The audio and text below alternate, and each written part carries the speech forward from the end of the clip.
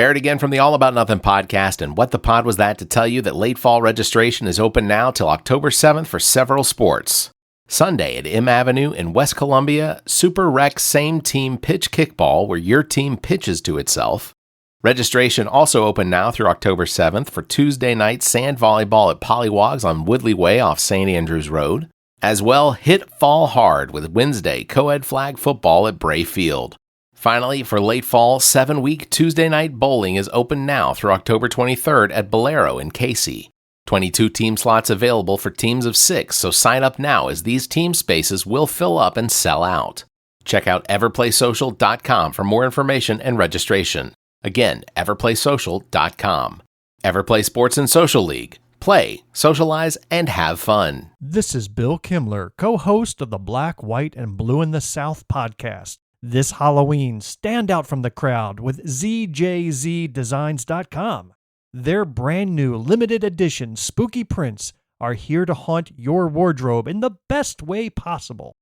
With 5 new chilling designs, you'll be ready for trick-or-treating, haunted houses, and everything this spooky season has to offer. Whether you're getting festive for the holidays or just looking for unique, high-quality designs to up your style game, ZJZDesigns.com has you covered. Shop now at ZJZDesigns.com and discover the t-shirts that'll make you stand out in any season. Don't get caught without the coolest Halloween t-shirt. Grab yours before they disappear. ZJZDesigns.com. The All About Nothing podcast may have language and content that isn't appropriate for some. Listener discretion is advised. Welcome, Nothingers, to another episode of the All About Nothing podcast. I am Barrett Gruber. This is episode number 227. Please subscribe and share the show. That's how we get new listeners. Also, if you could, please consider supporting the show financially by visiting our website and clicking on the support link. And if you can't do that, please drop us a review, hit the 5 stars, give us a thumbs up, or you can leave a comment. All of that helps drive us higher in the show ratings on all of these podcast platforms. We're going to jump right back into the show. The episode that ended last week sort of ended abruptly, and I get that.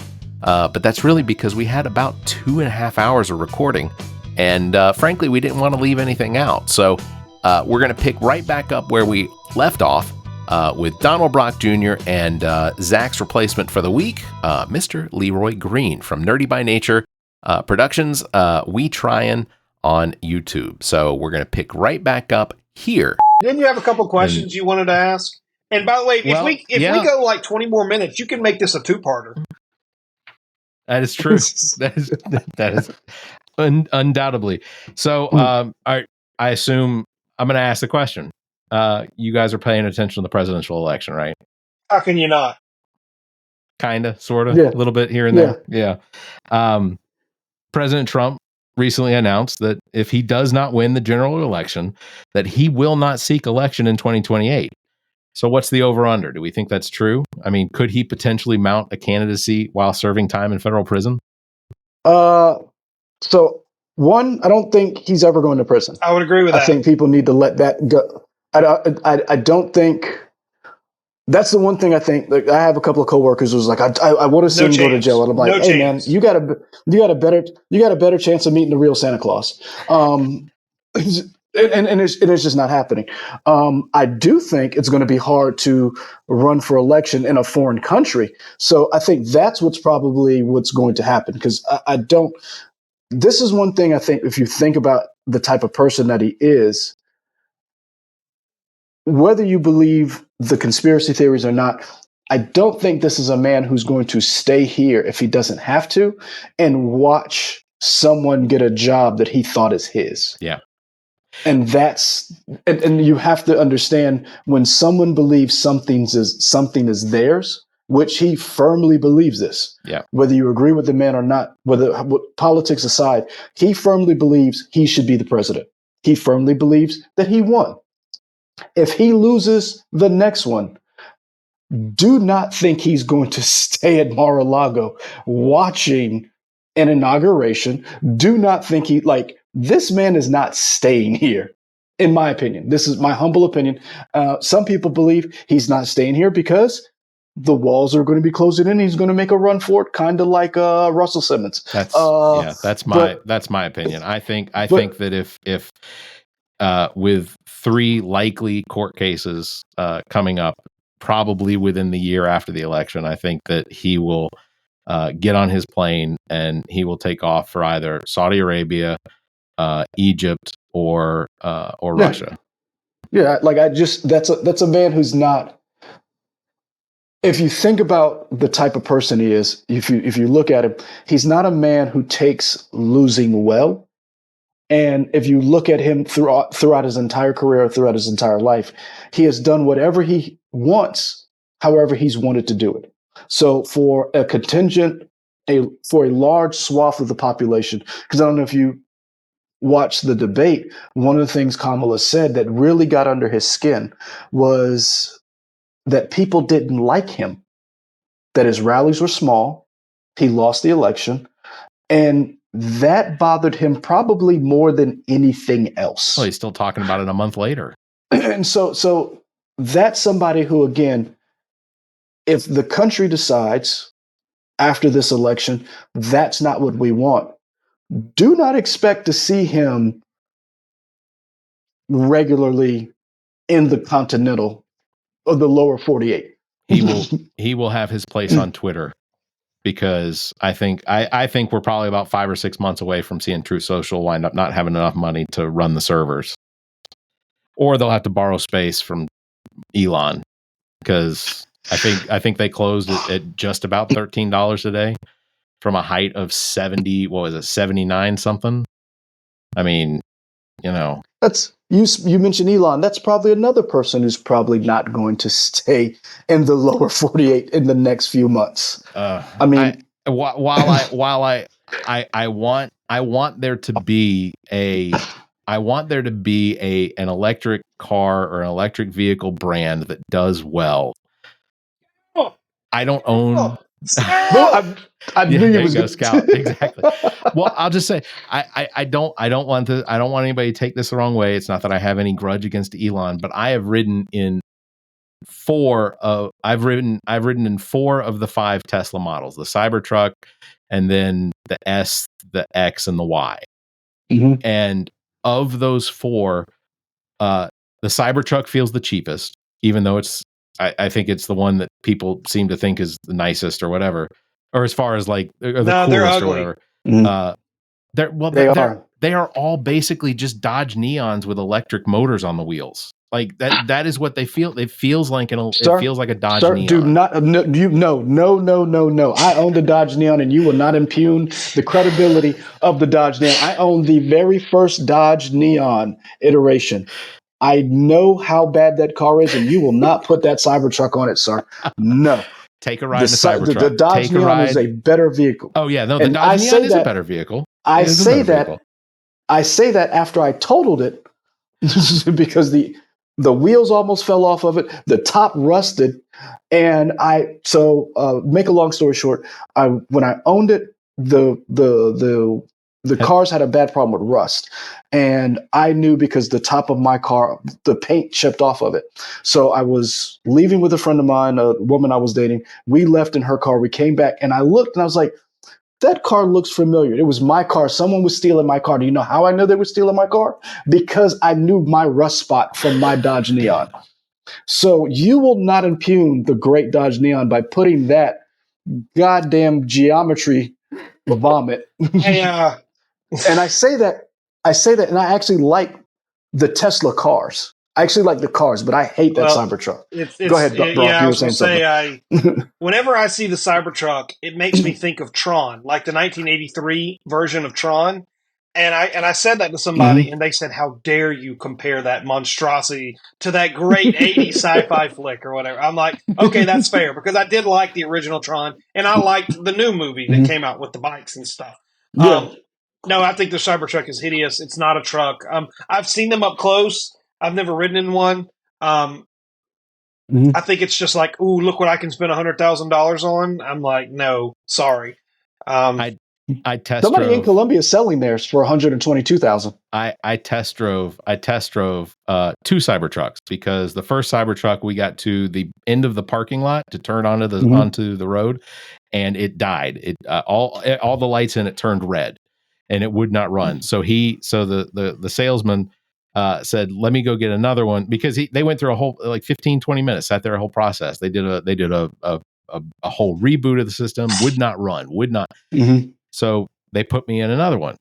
And we got on the road. We drove for about 15 minutes before the same lights came on. And I was like, yeah, well, I wasn't really considering this in the first place. Although I will say the one that I am considering would, I do like what Scout Motors is gonna have coming out of Blythewood. But and I'll give that a ding. But I also, and another Volkswagen company, I like that new Volkswagen, the electric bus that they've got. I don't know if you've seen it, but it looks pretty cool. But if Honda ever gets its act together and comes out with an EV Honda Element, that's what I'm going to get. If I had the money, I would convert mine into an electric. Because I think that Element could go for another 20 years. So it's a 2005. Are you talking about the Volkswagen Buzz? The ID Buzz? Yeah, I think that's what they're calling it. Yeah, the ID Buzz. Yeah, that's ugly. Sorry. It's not about look, the Honda Element's not a pretty car, but it's the most utilitarian vehicle. You can hose it out. Yeah. My buddy had I'm not gonna. It's got rust holes in it, I'm sure that if you park it in 5 Points right now, it'll wash itself out. It might. Away. Well, guys, I want to thank you both very much for being on the show. Leroy, thank you for standing in for Zach. I'm here for you. He's got a lot of weird hair now. He does. But he cut it. You guys haven't seen his hair unless you've been watching any of the most recent episodes.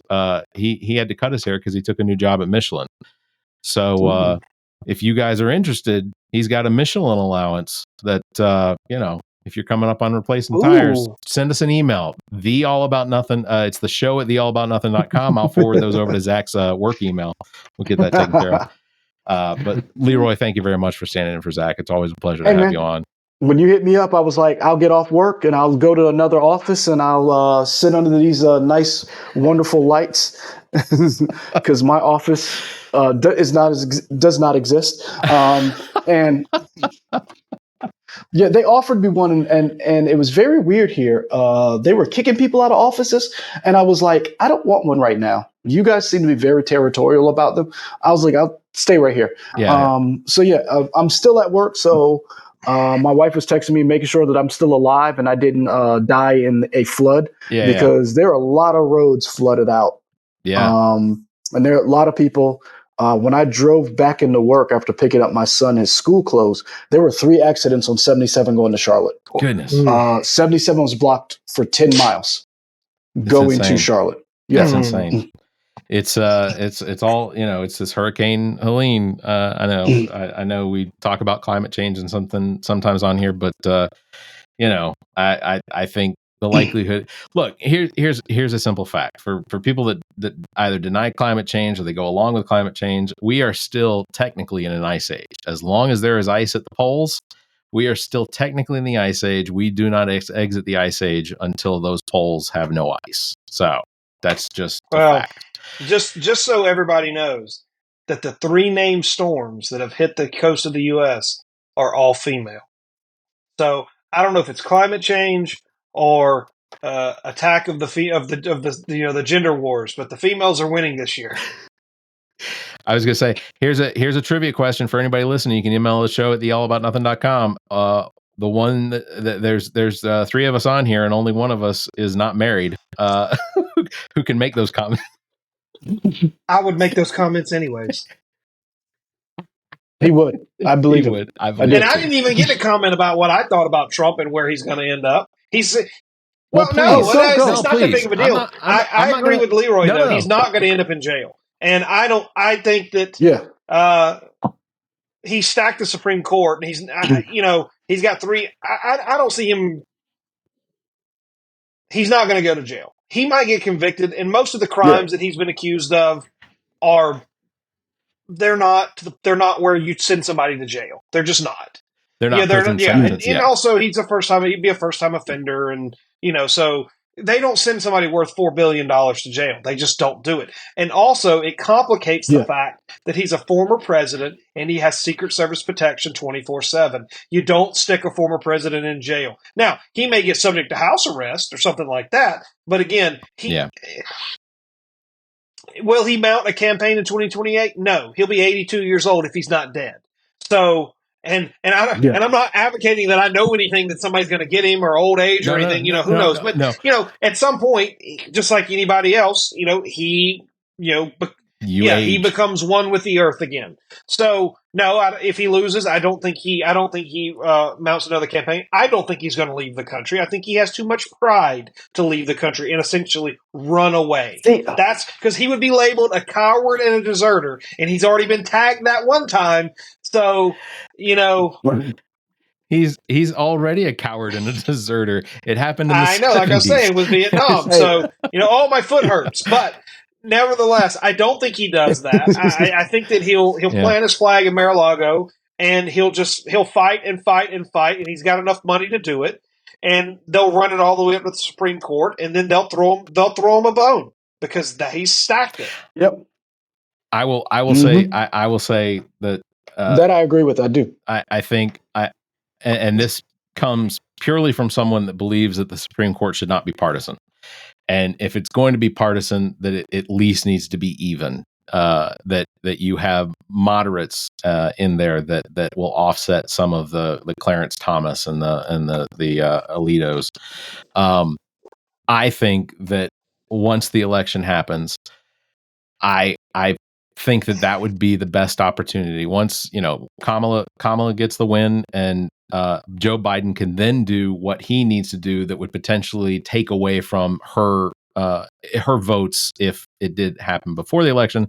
I think that Biden needs to go ahead and pack the court, go ahead and bring it up to 13, even it out, give the moderates and liberals a 1-point lead, and then from that point on, we don't see any new Supreme Court justices because Clarence Thomas has no point in being on the Supreme Court if he can't make a decision go in the direction of some corporation that's given him money. Same with Alito. I think that at that point, if the Democrats are in control of the House and the Senate, that they go ahead and impeach John Roberts, because it's under John Roberts' watch that this entire fiasco happened, and he did nothing. And he was considered. I considered him to be sort of moderate, but he allowed for the Supreme Court to basically become what it is. And he didn't put any cap on anybody. He didn't hold any of the extreme conservatives. I think you see Kavanaugh and Comey Barrett. I think you see those two become the moderates they probably already were. I don't think that they are the extremists that they've been portrayed as. And then you just, as people retire, you let the court work its way back down to 9. And here's the thing. That's I love that you believe that. I like that you do. It's never happening. What I will say is what the Supreme Court needs is ethics reform. Not going to. They hold themselves responsible. Hold on, and you have a better chance of ethics reform coming from Congress than you do them. And I understand the argument of expanding the court. I understand that. You're never going to get enough support to do that unless you get a supermajority in both the House and the Senate. Sure. And the way our elections are set up, you're just not going to get that either way. So the best thing that you can do is have Congress agree to an ethics reform and ethics for Supreme Court judges.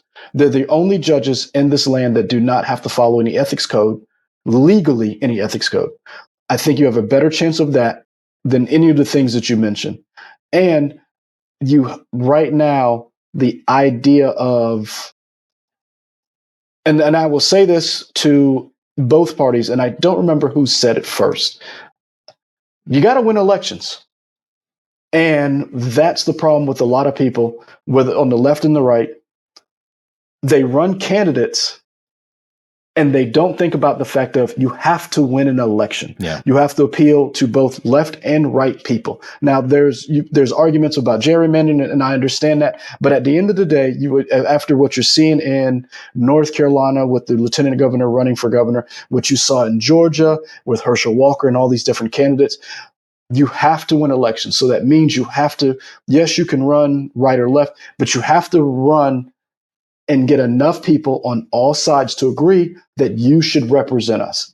And that is the biggest problem we're seeing in candidate selection. Mitch McConnell talked about it a couple of years ago. Nobody listened to him.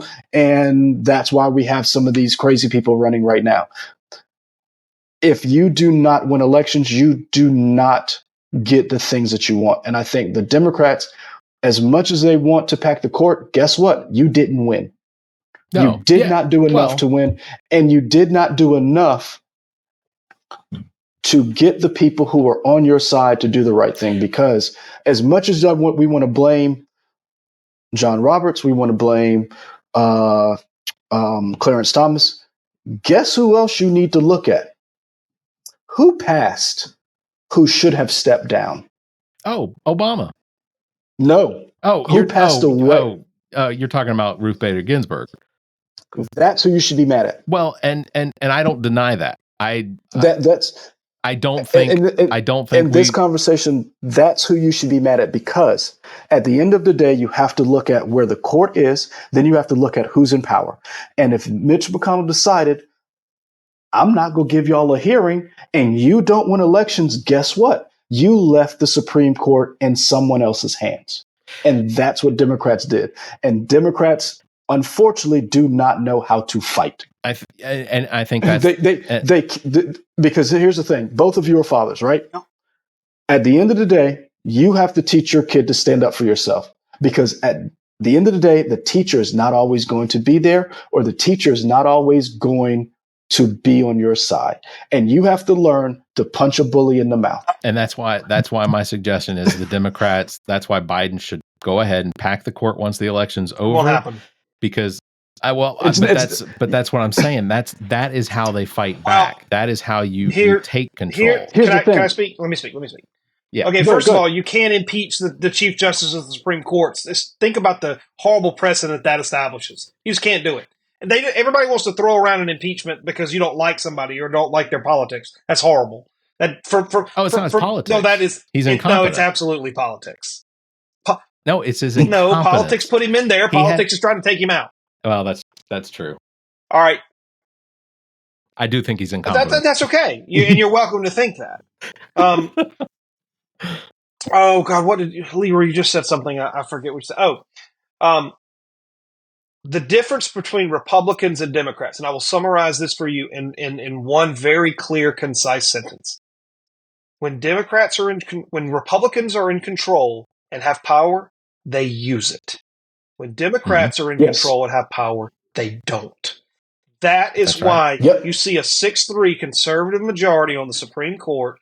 That's why for a lot of times you don't get a lot of major legislation. You get some when Democrats are in control, but you get a hell of a lot more societal moving and economical moving policy come out of D.C. when conservatives are in control, Republicans are in control, because when they get the majorities, they are not afraid to use the power, and they say, damn the consequences, this is what we're going to do. It's like Leroy said, you got to win elections because they win elections. And not only that, they also realize it's harder to get something off the books once it's already there. Yeah.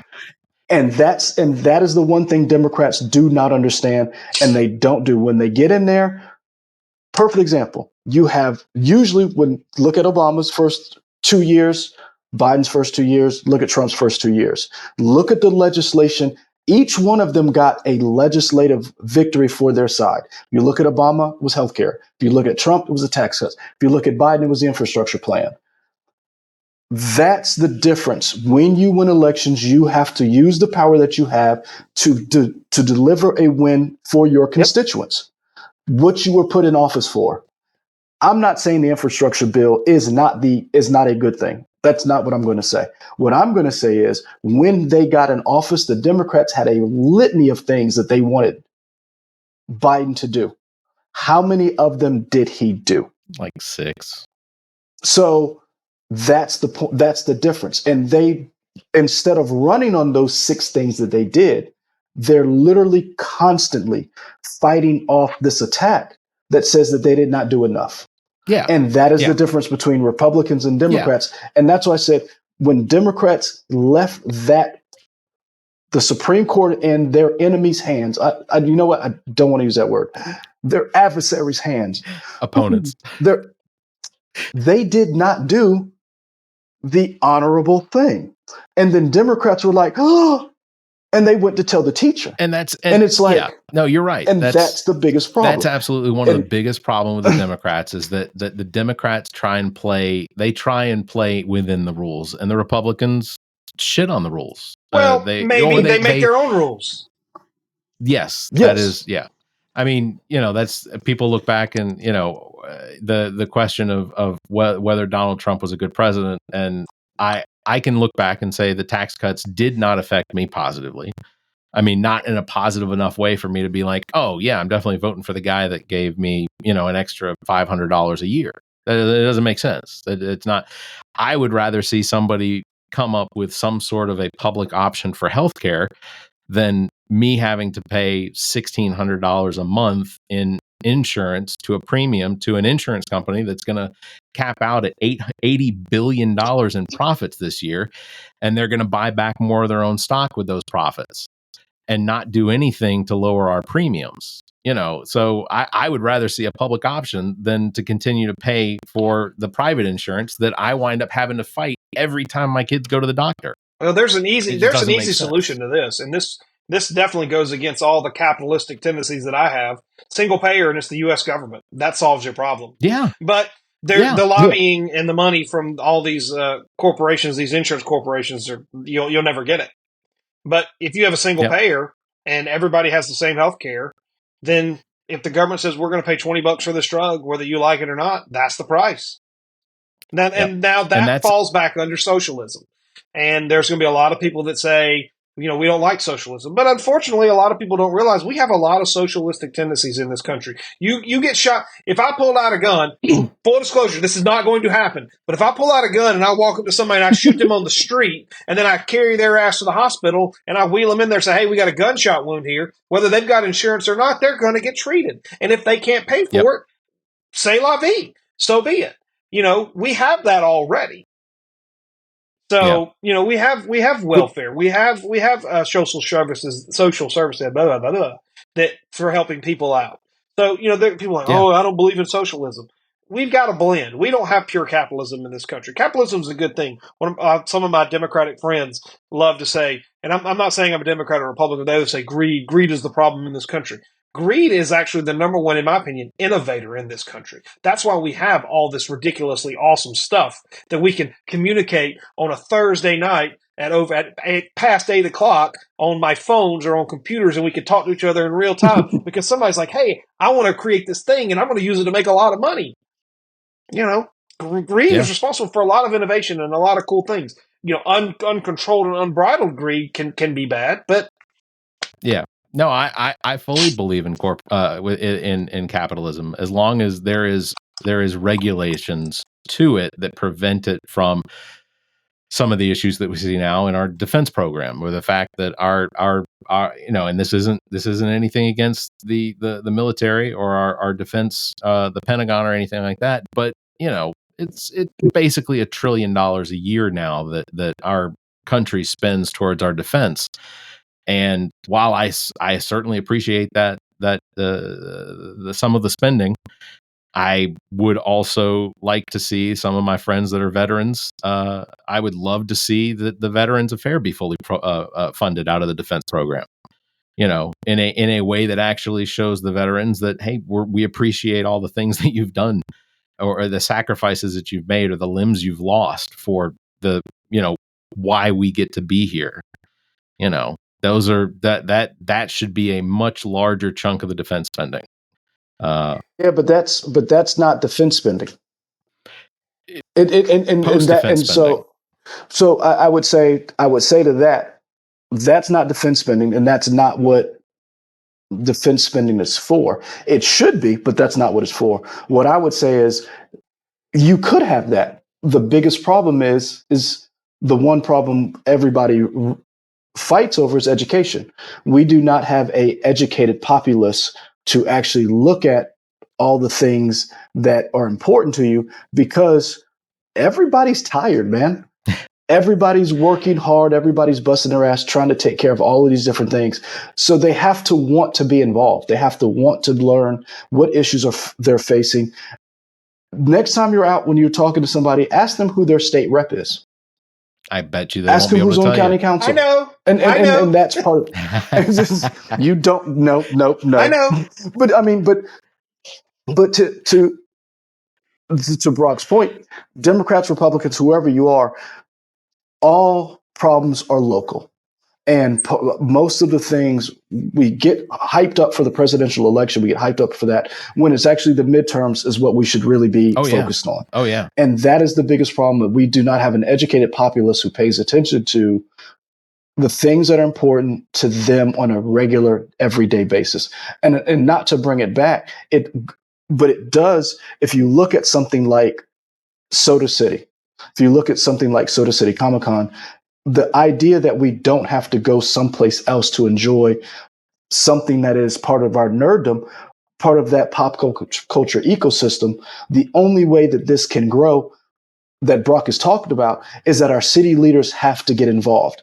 Me and Brock have had this conversation quite a few times. The reason why San Diego is San Diego Comic-Con is because San Diego invested in San Diego Comic-Con. The city shuts down the downtown to where you cannot drive through certain parts. They literally turn it in where there are bus lanes. The local community, the hotels that are from the airport, have an entire shuttle system that runs every 15 minutes downtown San Diego. The local restaurants, the local bars, everybody gets involved. Yeah. And that has to happen on a city and a county level.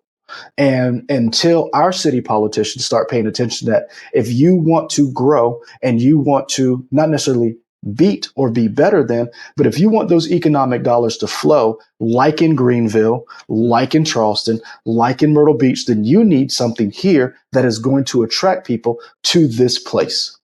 And that is the one thing that I have a problem with, not to bash city council or the city. That is the one thing that I've always had an issue with when it comes to Columbia, that you have this huge monolith of a university, and we're a capital city. We have an airport, and you let Greenville grow and be a better destination than Columbia. One of the largest army bases in the country. Yep. You literally, Fort Jackson literally trains 75,000 troops a year. And Columbia has... Think about that for a second. How does Greenville grow faster and better than Columbia, South Carolina, that has the University of South Carolina, Benedict College, Allen University, that has Fort Jackson? How do you let Greenville outgrow you? Well, it is and you have the state capital. Part of the problem is the residency here in Columbia, South Carolina is seasonal. And that university is part of the problem when it comes to Columbia, South Carolina, because per capita of the SEC colleges in the in the Southeast and up to Missouri over to Texas, we have more student housing availability per capita than any other university in the Southeast. We have student housing that in some cases is going unoccupied because they just continue to build student housing. It is insane. And I think that is part of the problem for Columbia as to why we don't see some of these venues getting their expansions, is because every time property comes up, University of South Carolina gets somebody to go in there and buy it for them. Yeah. Mm-hmm. And that to me is can also go ahead. Big well, I can also shed a little bit of light on this simply because Richland County, we talked about taxes, right? We talked about cheap taxes throughout the state, but Richland County has some of the highest taxes in the state. And it has a lot to do with the tax base. And quite to simply put, especially in the city of Columbia, think about it. from a tax perspective, how much property from the city and the county's perspective is off the tax roll? All the university, all the military, all the government, all of the religious, all that no tax revenue. So what do they have to do? The businesses and the residents have to shoulder the tax load for the city and the county, and it creates a very unattractive place for businesses to come and expand. Now they've gotten creative, fee in lieu and deferring taxes and stuff like that to attract like a Mark Anthony Brewing up on Shop Road and the Scout Motors out here in Blythewood. I saw today that Google is going to invest $3.3 billion in Berkeley and maybe it was Calhoun or Dorchester. It was Dorchester and it might have been Berkeley, but it was a couple of low country counties where they've already got a data center and they're building one or two more and they're expanding another one to do a lot of the AI processing and data warehouses and stuff like that. I mean, that's a $3.3 billion investment in South Carolina. And they're certainly not coming to Richland County, but they're going there because it's fucking cheap. I mean, let's just be real. Yeah. And that's great because it's going to create some good jobs for those areas and they need it.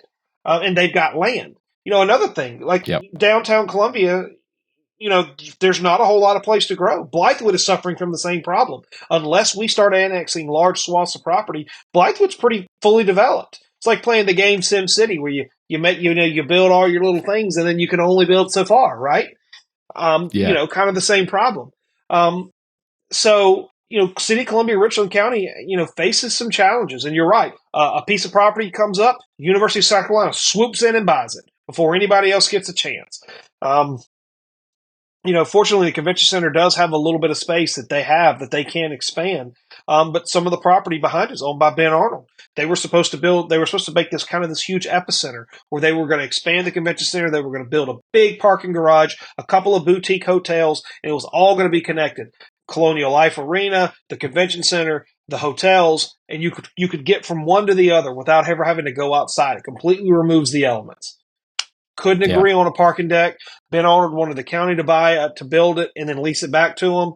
The county said, no, we're not going to build it. And the whole thing fell apart. And now, from what I can tell, he's not even interested. He'll do his own thing and basically, screw the local leaders and screw the city and the county. They don't care anymore.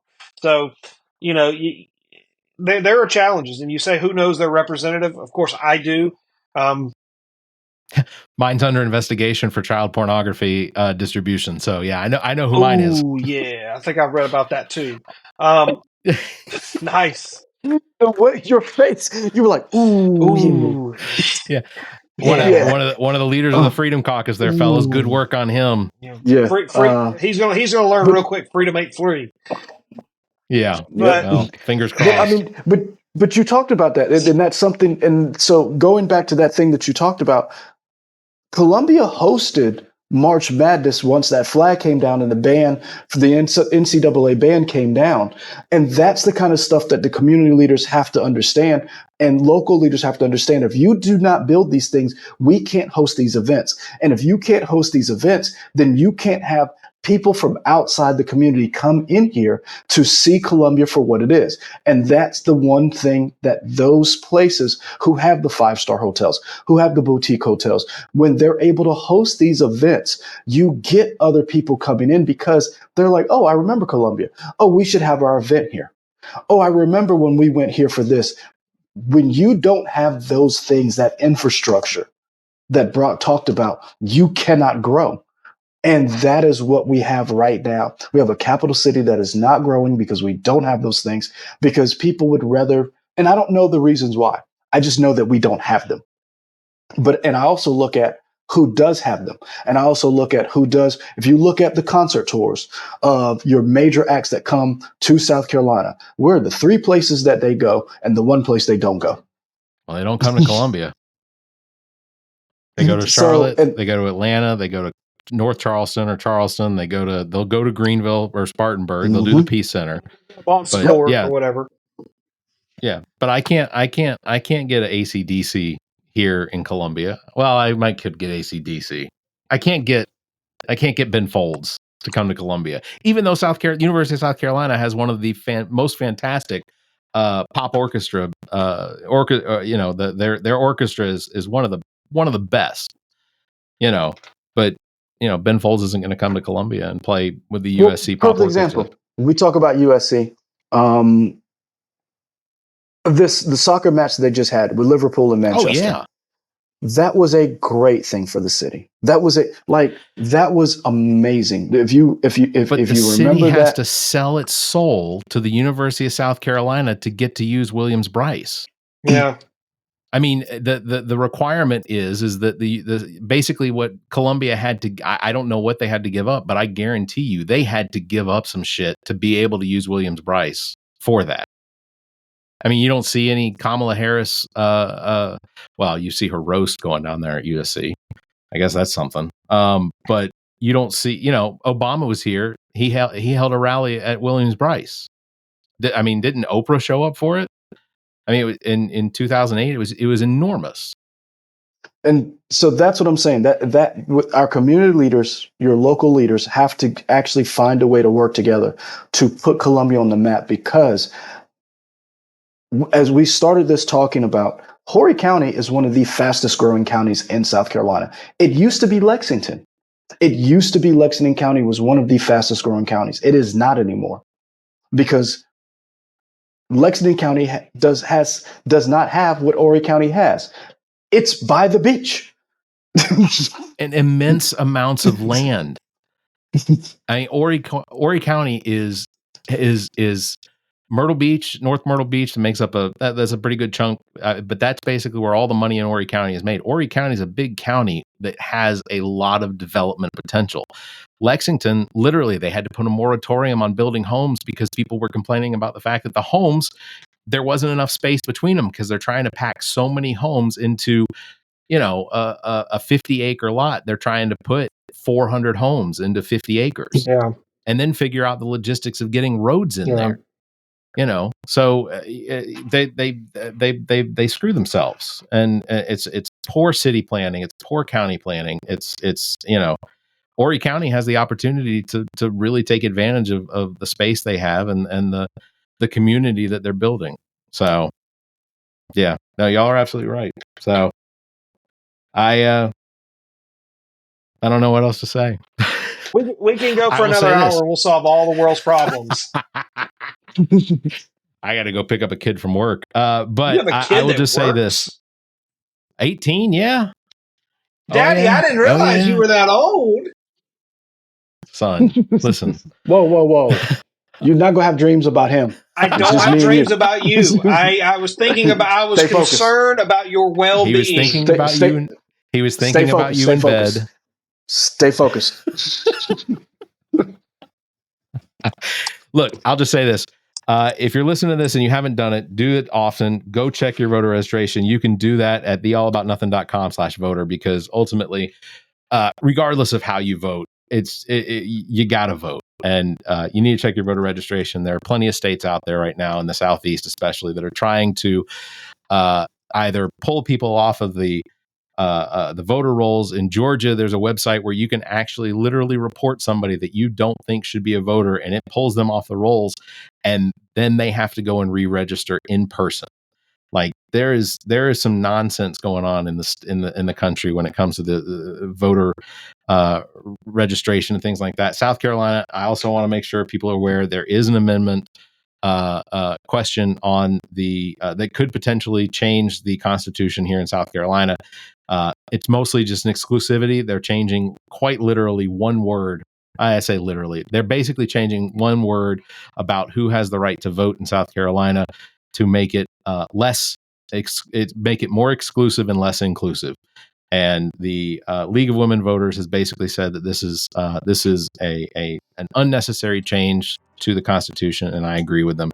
I think that this constitutional change is potentially mostly just put in there to confuse voters and shorten or lengthen the amount of time that people are going to be trying to understand what this question says.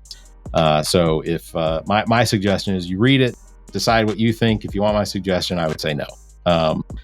That is my opinion, but I think that it's the right way to go. I think that anything that makes things more exclusive and less inclusive is probably to the detriment of the community. So that's going to do it. Thank you guys for being on. This is definitely a it. two-parter. Yeah, this is going to be a two-parter. And thank you for that, because what that does is means that I can take a week off. Well, you're going to have to do some editing. Yeah, there's a fair amount of editing, especially this.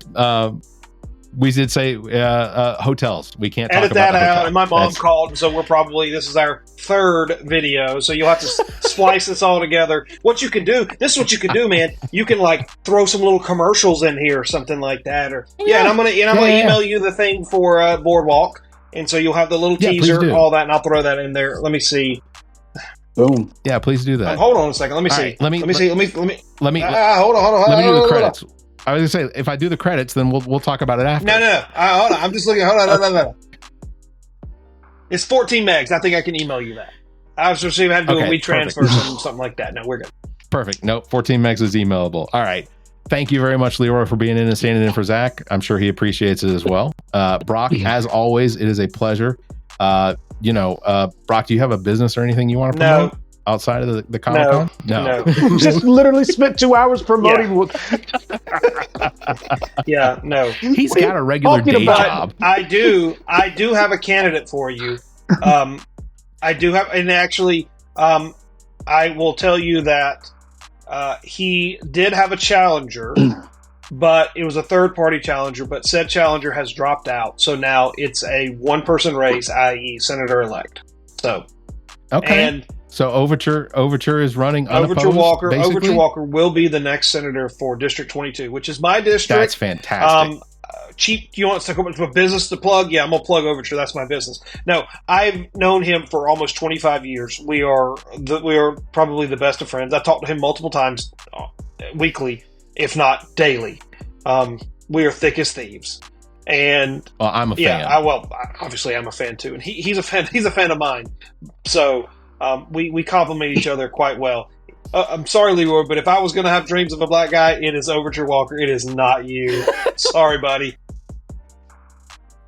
I just took that as a challenge. I will get back in the gym. Challenge accepted, right? Got to work on these guns. I got to get back in shape. That is going to do it for episode number 220. I'm going to say 227. There you go. Because we started at 226. That's going to do it for episode number 227. Thank you guys again very much for being on. Links to past episodes, podcast platforms, and merchandise and social media available at our webpage, theallaboutnothing.com. And if you think our financial model of giving away free content and entertainment is silly and you're in the giving mood, why not become an official Nothinger and support the show monthly? Members get early access to this episode as well as exclusive content, or you can make a one-time donation through the same link. If you'd like to be part of the show, you can call and leave us a message, 803-672-0533. Email this show at theallaboutnothing.com, or you can join our Discord server. Links available at theallaboutnothing.com. Thank you all very much for listening. You all stay safe, be kind, and have a good week. Also, keep your hands to yourself. That's most important. Stay dry. Do not drive through standing water. The All About Nothing podcast is produced and engineered by me, Barrett Gruber. Thanks to Cake for our intro music, Sick of You. You can follow everything Cake the band at cakemusic.com. Thanks to Muff the producer for our outro music. You can follow Muff on Instagram at Muff the Producer. I am Barrett Gruber. You can follow me on Instagram and Twitter at Barrett Gruber, or visit my Linktree /Barrett Gruber. Want to support the show? Visit our webpage, theallaboutnothing.com, and become a member. There are several tiers available, including memberships that give you early access to episodes as well as exclusive content. Visit theallaboutnothing.com. To find links to our social media, merchandise, and past episodes, visit theallaboutnothing.com. If you'd like to be heard on the show, you can call and leave us a message. Dial 803-672-0533. If the time between these episodes is more than you can handle, check out our partner podcast. Zach and I host What the Pod Was That with Carrie Simmons. Visit whatthepodwasthat.com for links and details. Me takes a deep dive down the rabbit hole in episodes of Welcome to Wonderland. Available on all the podcast platforms. Visit WTWLpod.com for details. As well, you can listen to the political and social conversation between Dr. Jamela Brooks and Bill Kimmler on Black, White, and Blue in the South. Available wherever you listen to podcasts. Please subscribe and share this show. If you're on YouTube, please like and hit the notification bell. Thank you for listening.